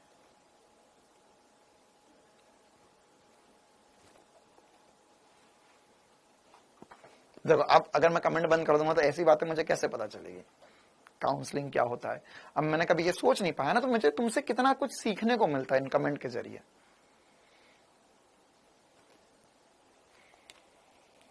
बेटा जब आप नीट की एग्जाम क्वालिफाई कर लोगे तो आपकी एक मार्कशीट आएगी, तो आपको कॉलेज तक पहुंचने वाला जो स्टेप्स होती है, रिजल्ट आ गया हाथ में, फिर हर एक कॉलेज वाले के पास जाके बोलना पड़ेगा भाई एडमिशन दे दे, एडमिशन दे दे, एडमिशन दे दे, एडमिशन दे दे। तो वो प्रक्रिया को हम काउंसलिंग बोलते हैं।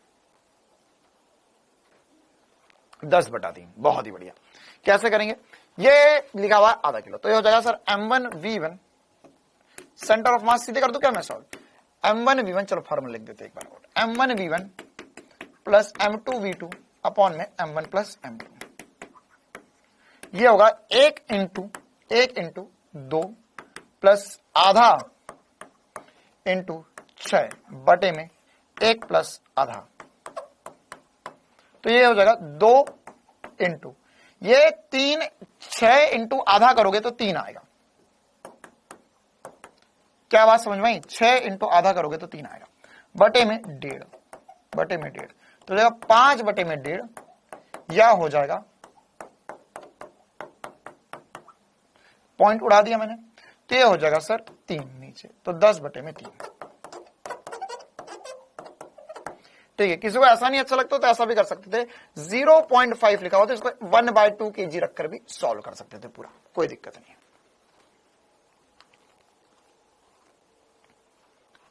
ठीक है। Addition of vector with scalar is not possible.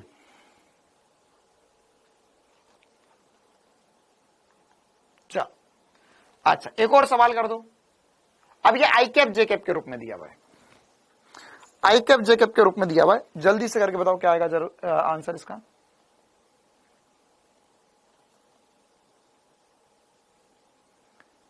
BHMS में नाम आ गया है, बहुत बढ़िया। कहां गया बच्चा, कमेंट ही गायब हो गया।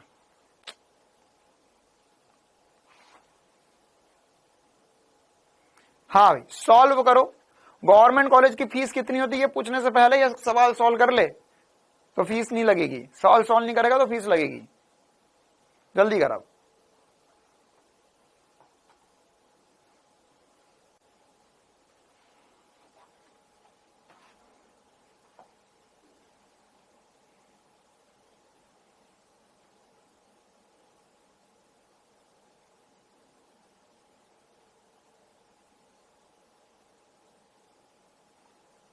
एक बात बताओ, आप आकाश में क्यों निकल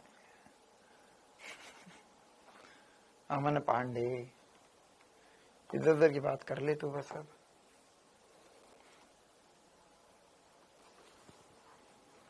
मुझे तुझे पढ़ाना था इसलिए आकाश में छोड़कर डाउटनेट आ गया।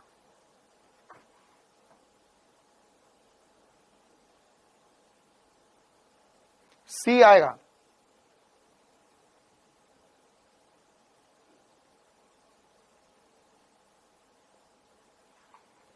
चलो देखो तो क्या आएगा answer. M1 V1 M2 V2 M1 कितना है, ये द्रव्यमान है 0, ये 200 ग्राम। तो मैं चाहता हूं देखो 200 भी लिख सकता हूं, कोई दिक्कत वाली बात नहीं है, 0.2 भी लिख सकता हूं, कोई दिक्कत वाली बात नहीं है ना, क्योंकि द्रव्यमान की कीमत तो कट रही है वैसे भी।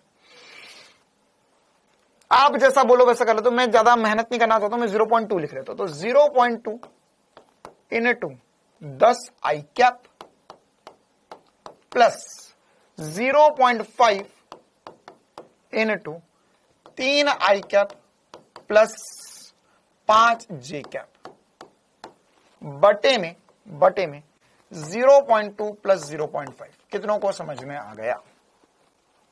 क्लियर है मामला? 450 में शायद मिल जाएगा, देख लो अगर आपके इसमें एक्टिवेट हो गया हो तो। चल तो कैसे करेंगे आप इसको, मल्टीप्लाई करते 10 इंटू 0.2 करोगे तो 2 आ जाएगा, 2 आई कैप। ये मल्टीप्लाई करोगे तो 1.5 0.5 इंटू 3 तो 1.5 आई कैप प्लस 0.5 प्लस 5 तो 2.5 जे कैप बटे में कितना हो जाएगा, बटे में हो जाएगा 0.7। अच्छा ये जोड़ेंगे तो हो जाएगा 2.5 आई कैप प्लस 2.5 जे कैप बटे में 0.7। ये मेरा आंसर है। तो मिला लो एक बार, कहीं मिल रहा हो तो। ये तो सर कहीं भी नहीं मिल रहा है, ये कुछ गड़बड़ कर दिया क्या हमने? 15 सही तो है, 5 इंटू 3 करेंगे तो 15 आएगा, 2 आएगा। आंसर कैसे आ रहा तुम लोगों का? अच्छा 3.5 होगा। अरे हाँ भाई 3.5 होगा, क्या सर आप भी 3.5 होगा, बहुत ही बढ़िया। तो इसको बीच में से तोड़ दो तो जाएगा 3.5 बटे में 0.7 आई कैप प्लस 2.5 बटे में 0.7 जे कैप। पॉइंट को उड़ा दिया तो कितना बचा, 35 बटे में 7 आई कैप प्लस 25 बटे में 7 जे कैप। 35 बटे में 7 को 5 लिख सकते हो आप,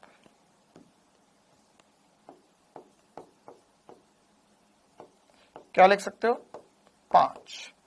5 आई कैप प्लस 25 बटे में 7 जे कैप। ठीक है, तीसरा is the very correct answer for this question. चलो इसी प्रकार से हम एक और सवाल करना चाहते, त्वरण के ऊपर सवाल। देखो अब एक बात बताओ, क्या यहीं पर ही त्वरण दिया होता तो कर लेते? क्या वेग की जगह त्वरण दिया होता कर लेते? वेग की जगह त्वरण दिया होता कर लेते? वेग की जगह त्वरण दिया होता कर लेते? अब इसमें एक नीट का फेवरेट सवाल है, नीट का PYQ है ये वैसे भी, और ये एक मजेदार सा सवाल है जिसको हम सॉल्व करना चाहेंगे। ये सवाल हम ऑलरेडी करके आए हुए हैं, तो इसलिए ये हमारे लिए ज्यादा दिलचस्प भी है ना। क्या है सवाल? ये फोटो आपने देखा हुआ होगा, याद है वो दिन, वो शाम जब हम मिले थे और हमने किया था ये सवाल। हमने बनाई थी एक घिरनी, उसमें से गुजारी थी वो रस्सी जिसकी तरफ था एक M2 द्रव्यमान और जिसकी दूसरी तरफ था एक M1 द्रव्यमान। क्या शाम थी वो। हमने बोला था जैसे ही इसे छोड़ेंगे तो M2 बड़ा होगा M1 से,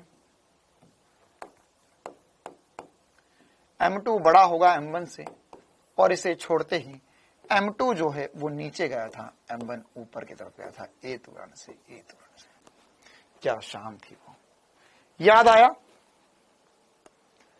अरे याद आया? याद है वो मुलाकात।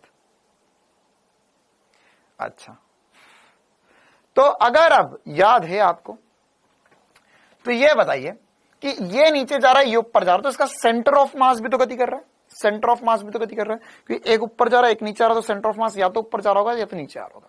तो ऑब्वियसली बात है सेंटर ऑफ मास नीचे ही आ रहा होगा, क्योंकि भारी वाला द्रव्यमान नीचे जा रहा है तो सेंटर ऑफ मास भारी वाले के करीब होता है। तो सेंटर ऑफ मास का वेग क्या होगा ये निकालना है। अच्छा, क्या इसका त्वरण भी याद है आप लोगों को? त्वरण बराबर होगा M2 माइनस M1 अपॉन में M1 प्लस M2 इंटू जी। यह त्वरण का फॉर्मूला था। ठीक है, अब हमें निकालना है सेंटर ऑफ मास का फॉर्मूला। सेंटर ऑफ मास का त्वरण, सेंटर ऑफ मास का त्वरण होता है M1A1 प्लस M2A2 अपॉन में M1 प्लस M2। ठीक है, इतना ठीक है। अब यहां पर एक इंपॉर्टेंट सी बात है, एक इंपॉर्टेंट सी बात है। क्या यार, इसका त्वरण जितना नीचे इसका त्वरण उतना ऊपर है। क्या मैंने सही बोला? इसका त्वरण जितना नीचे इसका त्वरण उतना ऊपर है, मतलब A1 बराबर A2 है। बस चक्कर ये है A1 जो होगा वो माइनस A होगा और A2 जो होगा वो A होगा अपॉन में M1 प्लस M2। कितनों को ये बात चमकी कि सर A1 की जगह आपने लिख दिया माइनस A, A2 की जगह लिख दिया आपने प्लस A। ये होगा ही होगा।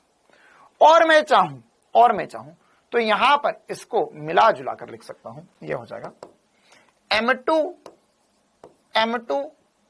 A minus M1 A upon में M1 प्लस M2। क्या कार्यक्रम सही चल रहा है?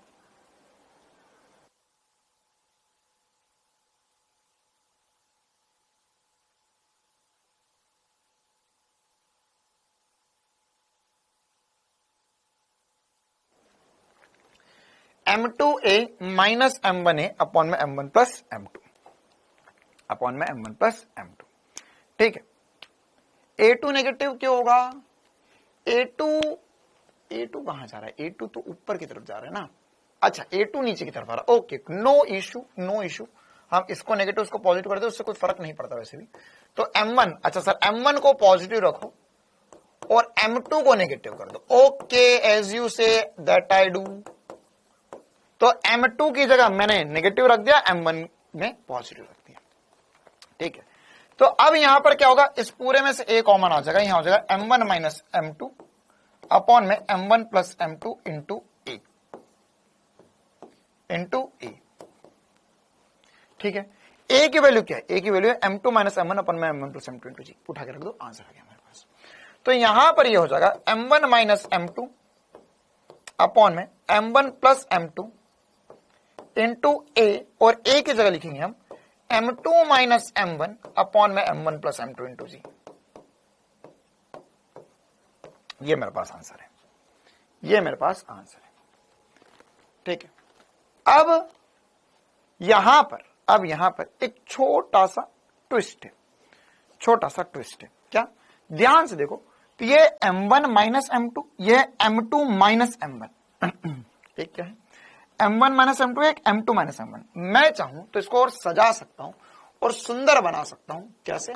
इसमें से माइनस साइन अगर मैं कॉमन ले लूं तो मैं ऐसे लिख सकता हूं m2 माइनस m1 अपॉन में m1 plus m2 into m2 minus m1 upon में m1 प्लस m2।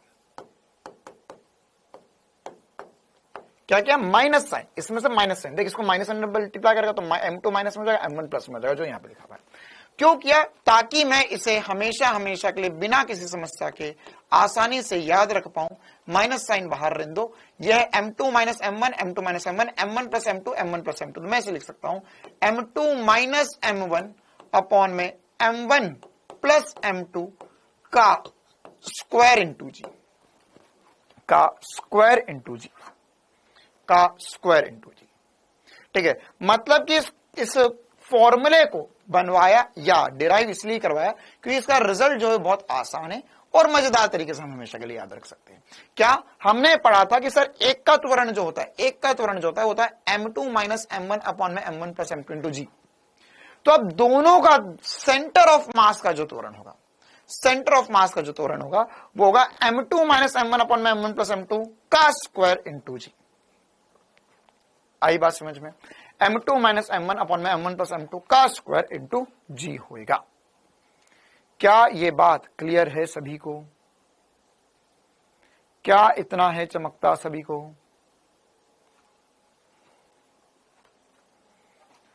तो अगर ये समझ में आया तो ये सवाल कर दो, बताओ जल्दी से क्या आएगा इसका जवाब। जल्दी से बताएंगे क्या आएगा इस सवाल का जवाब।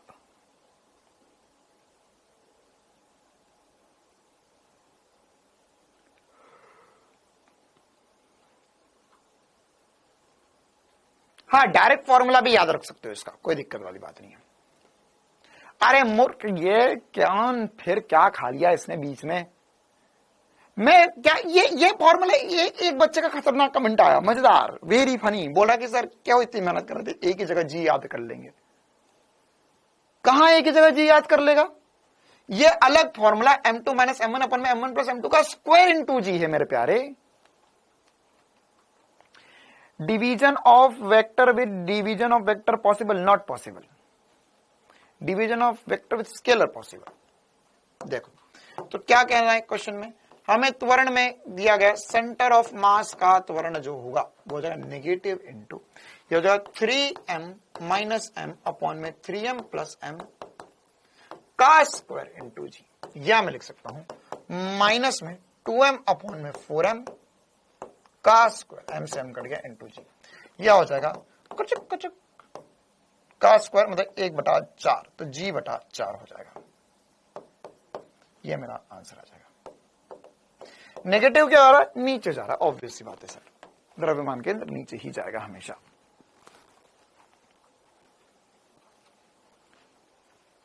ठीक है, कहानी नेगेटिव हटाने के लिए एक और बार नेगेटिव बाहर ले लो, बहुत ही बढ़िया। नेगेटिव हटाने के लिए एक और बार नेगेटिव बाहर ले लूंगा, तो एक और बार इसका भी नेगेटिव बाहर ले लिया तो फिर से तो वही बन गया जो पहले था।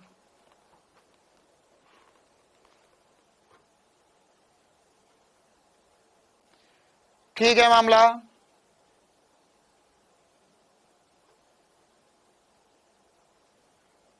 आ गया समझ में? सर टाइम हो गया, चल ठीक है जा छुट्टी। ओके, एक बच्चे ने बोल दिया सर टाइम हो गया, अब आप चले जाओ। ठीक है मैं चले जाता हूं, thank you, tata bye bye. चलो एक दो और सवाल है, ये वाला सवाल होमवर्क में रहेगा, खुद से कर लेना आप, फिर हम रेखीय समविकल संरक्षण का नियम पढ़ेंगे। चलो भाई thank you, tata bye bye. एक दो और छोटी छोटी सी बातें बची हुई है हमारी, कल कर लेंगे, और उसके बाद में कल हम रेखीय समविकल संरक्षण का नियम भी करेंगे।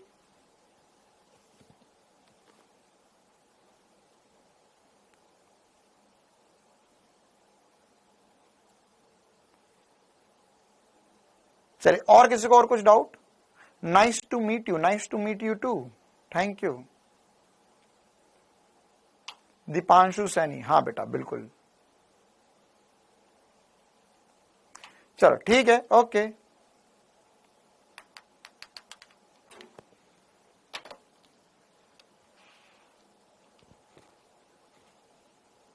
सीनियर को विश करना जरूरी? हाँ भैया बहुत जरूरी है, टकला करवा के घुमाएंगे वरना पूरे कॉलेज में।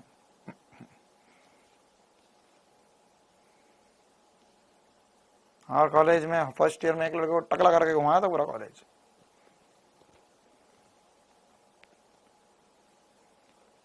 चलो, तो जितना पढ़ा एक बार रिवाइज कर लेना। हम मिलेंगे कल की क्लास में, कल नहीं मतलब मंडे की क्लास में। Thank you, tata, bye bye.